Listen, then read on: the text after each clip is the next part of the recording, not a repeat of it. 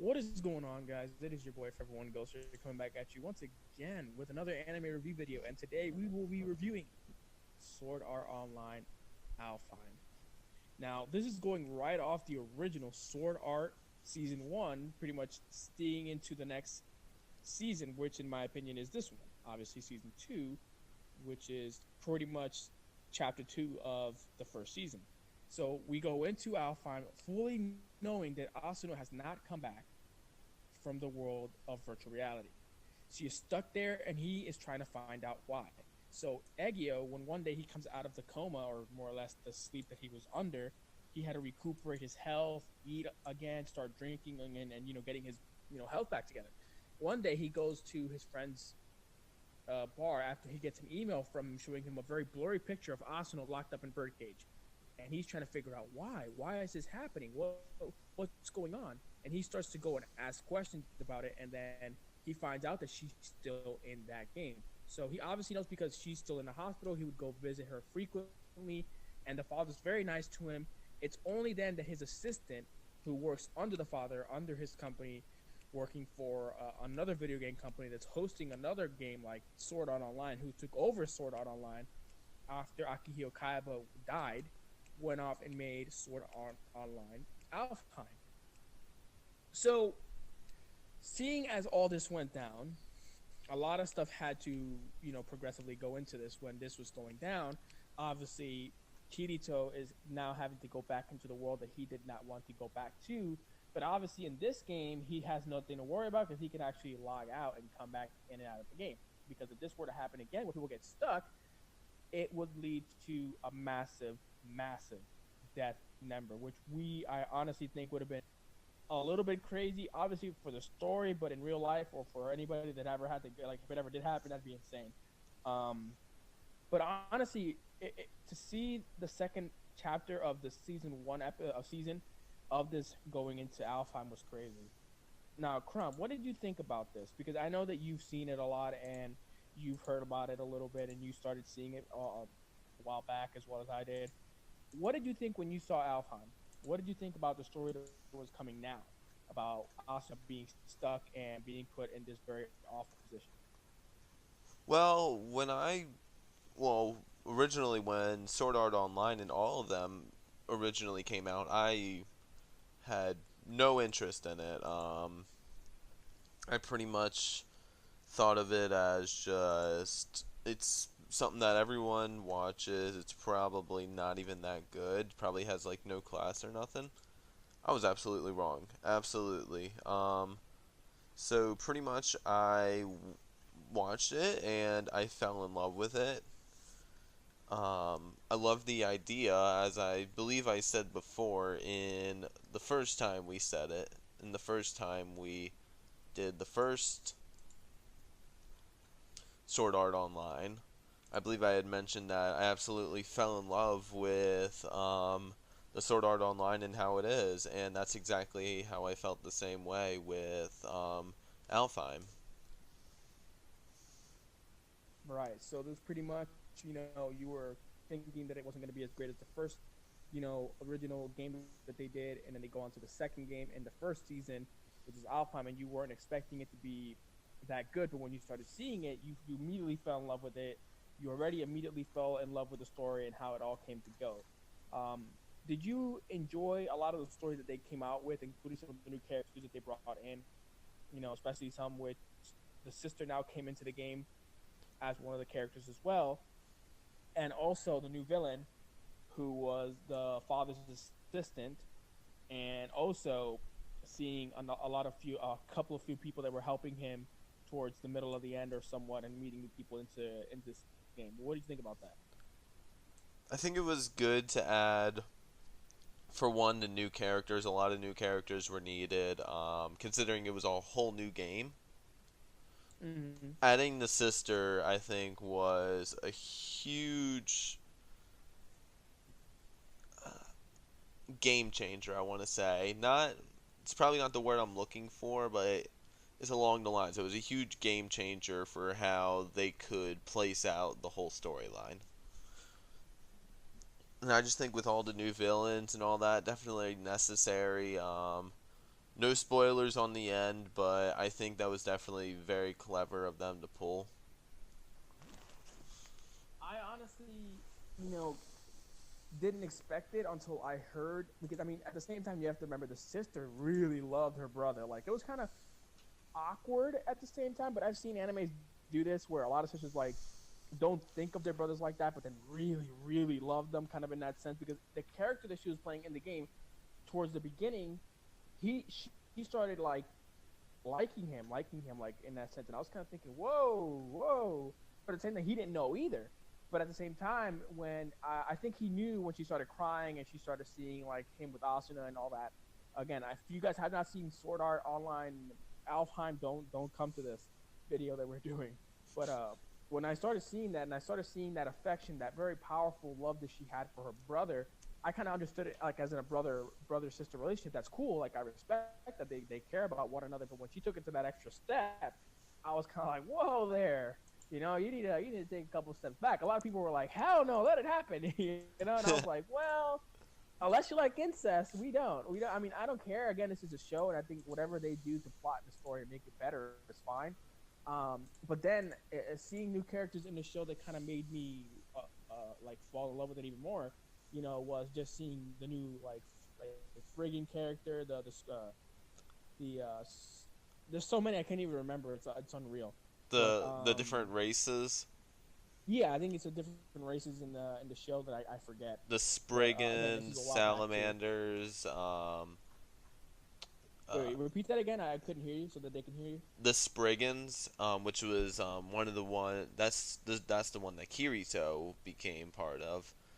There Okay, was the Sylphs, which was his sister, and then there was other right. ones like the Kite Sith, Imp, Leprechaun, Puka, Salamander, and there's just I think there were a total of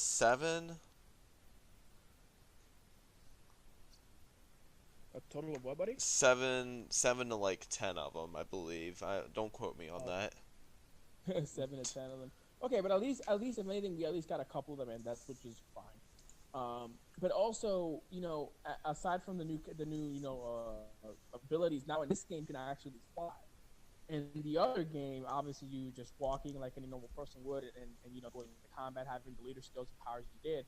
But when he came into that game, he had a lot of his old abilities there, including the dual sword wielding ability that he had in the original game, which is sword art. Well, And that then that was mainly because of the idea where the game Sword Art Online, they took the mm, same concept there. They took no, exactly. all the data and moved it over to Alfheim. So Yeah, all because the data was the same. he had all this crazy stats. His power level was incredible. He was just like, whoa, what's going on? But then his AI daughter, which told him that the reason your stats are like this is because the admin of the game has not found out that you have these stats, and they haven't really notified anybody about it, which is cool because now he has enough power to fight, and he won't get killed easily. And of course, he's strong enough to help get his girlfriend back from the idiot that's kept her in a cage, obviously. The Um, love obsessed weirdo. yeah, the love obsessed weirdo. Aside from him having to travel to the world tree where she was, he had to climb up and had another team of people help him get to the top, which is the sisters clan that she was in, and then another group of people that were in the negotiations of becoming unified, so that they can help work together to climb up that tree. In the episode where they had to help out the Spriggans and I forget the cat characters I team, but believe you guys know it. who I'm talking about. I believe it was Kite Hmm? Sith. The Kaiset. Kai Sith. If that isn't right, guys, let us know in the comments below. So they then decided to make a contract to one another so that they can help one another out and that they can get to the World Tree together. But then the leader or commander of the Salamanders challenged them both, the Spriggans and the Kaiser or something like that. I forget. Again, I The can't pronunciate the words the right. the cats. The Kai Sith. The Kaisek, yes. And he went and started challenging whoever it was that did whatever they did. So the other guys that were bothering the sister at the time that was getting attacked by the salamanders, and he sought revenge to getting that guy, which is one of the brothers of the salamanders, to come and fight him. So he ended up fighting him, defending them both, the two groups that were there, because this guy had an army behind him, and he ended up beating him to the point where they met as equals, and they sought their powers very equally. And the whole debate about, oh, this guy shouldn't get away with what he did, kind of stuff. But again, at least in this game, nobody dies really. Like again, but depending on the situations that had happened, because again, there were a lot of people getting controlled in that game by the new bad guy that was in the show. I can't believe I forget the guy's name, but it doesn't really matter because you guys know who I'm talking about if you've seen the show. So aside from all that, it was pretty crazy. Well, what did you think about that scene? Like when they were all trying to figure out what was going on and they were doing negotiations, and then the salamanders came. That was a good conflict adder right there. Good plot. So pretty much what I really enjoyed, it was the whole ambush idea. It was a great add-on. So pretty much when the Kaisith and the Sylph, I believe, were doing negotiations, Mm-hmm. the salamanders decided to attack and ambush them, which led to Kirito, who was a Spriggan, to help them. I might have And gotten that wrong. I kept calling the other ones brigands by mistake. If I did get it wrong, I'm sorry. I forget. Again, I don't remember the sister's clan that she was in. so pretty much, he fought the leader, and I do believe in like the beginning of the battle he was doing a shoddy job, but once it hit like midway, it became very equally powered, Yeah. and I thought it was a good game changer. It definitely added a good level-headed plot to the story, more than just the idea, oh, we got to get up the world tree. Like, no, there's these people that don't want us going up. Here we go. Let's put that in. No, absolutely, and it was a big, kind of like a wall that was trying to get it out of their way. But again, it was for some reason, because a member of Kirito's sister's team was causing he was causing this big that they should come on my side. He should be the ruler of the army of her clan or her team, and he was trying to get the salamanders to kill everyone off, including the leader of Asuna's not Asuna, Kirito's sister's team, and try to end it off with that, so that he'd be in charge of all that. But instead, she done got told by Kirito that someone was a mole in her team, and they found out who it was, and then she used the magic of the other members there they were talking with to negotiate, to use their magic to contact him and tell him, you're out of the team, you shouldn't have done what you did, we found out, thanks to our good friend here who helped to save us. Now let's get straight to the end, because I don't want to bore you guys anymore with it. So now he is up onto the world tree, sees Asuna there, and then he finds out the king of Alfheim, the one guy that's all the way on top of the world tree who can actually fly, because if you guys beat him obviously in the game, you have the ability then to fly wherever you want, and you can reach as far as you want in the game. So he ends up fighting him. Obviously, he tries to cheat. He tries to use a gravitational pull down him. It was some kind of very nasty spell trap, something like that he would use against him. And he was being very, very lewd and awful to Asuna, just ripping her clothes off and trying to be very creepy about it. And Kirito was at this point where he couldn't do nothing because the sword was stabbed him through his chest, more or less through his gut, chest area. And Akihiro Kaiba told him, you fought me, and he kind of motivated him to get back up and fight. And it was insane how that scene was. And of course, he ended up beating him using the dual sword, I think, at one point, or he used only a single sword and beat him and killed him, which was insane. And promised her that he would get her back, and he did. It was insane. I absolutely love that part. Yeah, it was Like, absolutely insane. it was great. It was great in every single aspect. So everything that had happened. Let's see. He made it up to the world tree, and when he freed Asuna, he went into the room, and then he went to go fight him. But like you said, there was the gravitational pull. Yeah, Um, this very nasty spell that he was using against him, and he was like pushing him down, kind of like a big black hole yeah. kind of spell power that he was forcing him down on. But the one thing I love the most is the creator of Sword Art Online. I can't remember his name. I know you were saying it. Yeah, it's Akihio Kaiba. Akihio. He. What happens? Kirito gets the power, and he sees his stats and his like stuff. He's got like Kirito now Oh no, I has know what God happened. mode. I forget. He Akihio Kaiba Gives him had given him like his Access yes, administration. Yeah, I remember. But he kind of gave him a pep talk at the same time so that he would, because he changed the tides changed on him and he changes his basket. He makes him like a level one or nothing, and he takes away everything his administration powers, and that's when Kirito turns the tables on him and beats him. yeah. That was insane. It was Yeah, you good thing you brought it up too, man. I was starting to really regenerate that little bit of memory that I remembered about that. That was insane. and that was like my most favorite part. Like just seeing that those tables churn was just almost unbelievable, and it's not something you think about.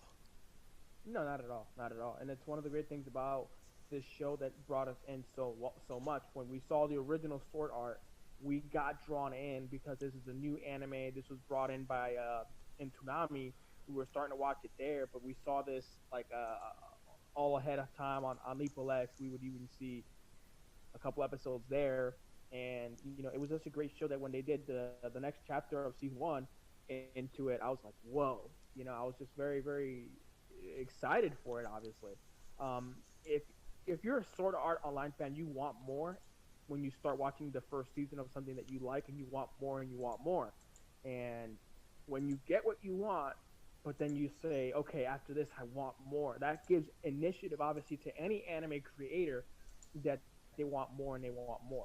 um, Again, I'm very excited that I get to do this review thoroughly. I want to do more reviews like this thoroughly, guys. I was planning to do Clanad, but my good friend Crumb is now watching a couple episodes. He is liking I'm it bad. already. He told me before that he's starting to see a little bit of the story plot here, but he's going to watch Clanad as well so he can get a better perspective of it as well.